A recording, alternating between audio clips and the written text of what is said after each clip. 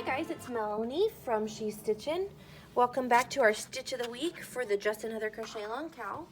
Our stitch this week is going to be Even Berry. And it's called that because the berries, this is a berry stitch and they all line up in a row.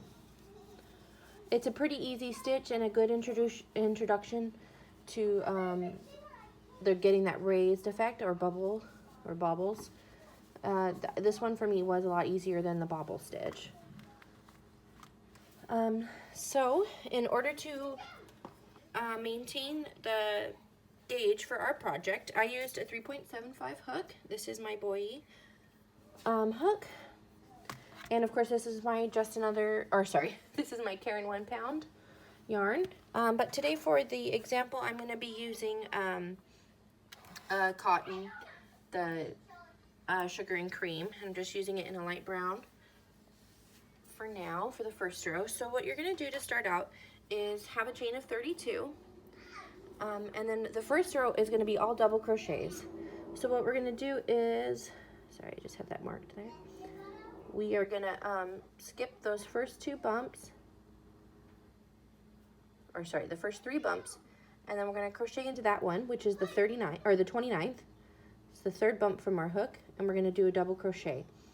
So if you're unfamiliar with the double crochet, what we do first is a yarn over, then we place it in, yarn over once, pull through 1, yarn over again, pull through 2, yarn over again, pull through the last 2, and that is a double crochet.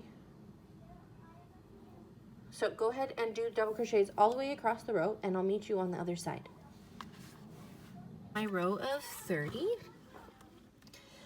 I do want to mention that for the crochet along, we have our base, all of our squares are 30 stitches wide. But if you're doing this stitch on your own or on a different project, you're going to want to have a starting length of an odd number of stitches. So in order to get away from that, I just added an extra single crochet here on the end. So if you're doing this on your own and not for our crochet along, just make sure that you're starting off with an odd number for your first row.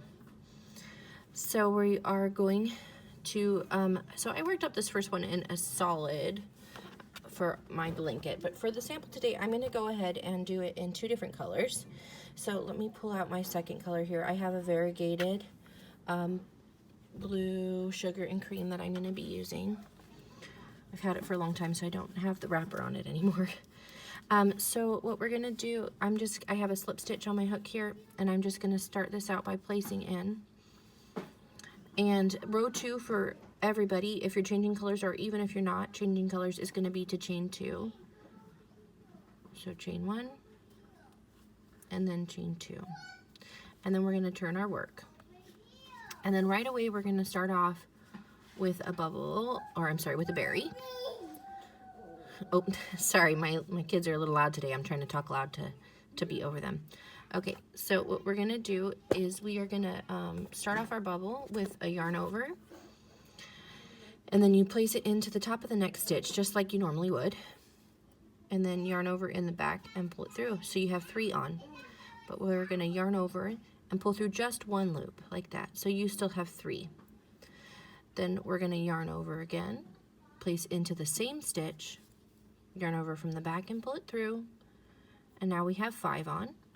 You want to make sure they're nice and even, and then yarn over and pull through all 5. Okay, now normally on a puffy stitch like this we would do a chain 1, but we're not going to do that because we want them to be nice and lined up and even. So what we're going to do instead of that is just a single crochet. So place your hook into the next step, yarn over through the back and pull through, and then yarn over again, and that's just a single crochet. So let's go ahead and do that one more time, and this time I want to accentuate the fact that we want to keep a little bit of slack on these berries to make sure that they pop up, okay? So we're going to yarn over and place through, yarn over through the back, pull it through, a loop, so we have 3 on, and I'm going to yarn, or then we yarn over and pull through, so we still have 3. I'm going to keep them nice and high, and then yarn over and pull through. So we have 5, and in order to make those berry stitches really pop out, I'm going to pull it up nice and slack, and then we're going to pull through all 5, and then we'll do a single crochet. So now I kind of want to pause and show you what's happening with your yarn. So this side you can see is remaining pretty flat. The texture is actually being created behind us. So there it is. It's starting to pop out behind us. So let me finish up our third berry, our third repeat with you. So you're going to yarn over, place it into the next stitch, yarn over, pull through a loop, and then yarn over and pull through there. Then we're going to yarn over again and place it through, yarn over the back, pull it back up. So we've got 5 on. We're going to want to pull up a little extra slack and pull through all 5. And then do a single crochet. All right, so now we have 3 berries, and they're starting to press up nicely. So go ahead and repeat that all the way across. So in the next stitch, you'll do a berry stitch, and then a single crochet, berry stitch, single crochet, and I'll meet you on the other side. Okay, so now I've gone all the way across with my berries, but I do have 3 stitches left here. I've got 1, let me wait for my camera, 1, 2, and then the turning chain. So I'm going to do these last 3 with you. So let's go ahead and do our final berry. So we yarn over, place in, yarn over, pull through, pull up the slack, chain through that first one, yarn over, place through, pull back up. We've got 5 on, make sure it's slack, pull through all 5, and then we're going to end with 2 single crochets this time at the end of our row. And like I said, if you're not doing the crochet along with us, it's best if you have an odd number of starting stitches so that you don't end up with this double on the outside. There you go. And as I did this stitch, I decided I really like it, and I'm going to save this as a washcloth. So I will go ahead and snip the ends here. So that's the end of row 2. So let me cut my ends off and get ready for row 3. Just a moment. So I just pulled my edge through. Doing this with one color is a lot easier because you don't have as many ends to weave, and it'll also allow you to have really nice straight stitches. So in the pattern that is on our Facebook group or my Facebook page, now we would do a chainless standing double crochet, but since I'm changing colors, it's really hard to do a chainless standing double crochet at the beginning of a row. Sorry, my son just found his shaker ball. So instead I'm just going to chain 3. 1, 2, 3. And that'll get me the height of a chainless standing double crochet. So if you're uncomfortable with doing that, you can go ahead and do that. Let me give, so then this next row 3 is just going to be double crochets all the way across. So this is a really easy pattern. If you've made it this far, you now know how to do the pattern. So the whole rest of the way, we're going to be repeating row 2 and then repeating this 3rd row, which is just double crochets. So now that I've got into this a little bit, oh, sounds like my baby needs me, but I will show you, if you want to stick around, I'll show you how to do the chainless standing double crochet, and I'll show you what the product end looks like. But I think this looks so pretty in 2 colors. All right. Let me pause for a second so you can see those bubble berries. So that's what it would look like in 1 color versus 2 color. So if you want to stick around, I'll show you how to do the chainless standing double crochet if you're just doing it in 1 color, and I'll also show you the end result. So if you're wanting to do the chainless standing double crochet, well, let's just pretend we're at the end of a row and turn. And what you're going to want to do is pull that up to the height of a double crochet, wrap it around, and then you place it in that border stitch there. Yarn over, pull through. Then it looks like you have 3 loops on, right? So then you pull through 2, and then you pull through the last 2. So what you end up with is a stitch that looks like a double crochet. This one was a little bit loose. So in order to keep it from being loose, you just change how high you pull that loop up. And I will put a link in the blog to the Moogly tutorial on this video, because she, I think she created it, and she does the best job at it. But if you want, I'll show you again one more time here. Mikey, it's okay. So pull that up to the length of a double crochet, wrap it around, and you want to hold your finger here tight to keep it from unraveling.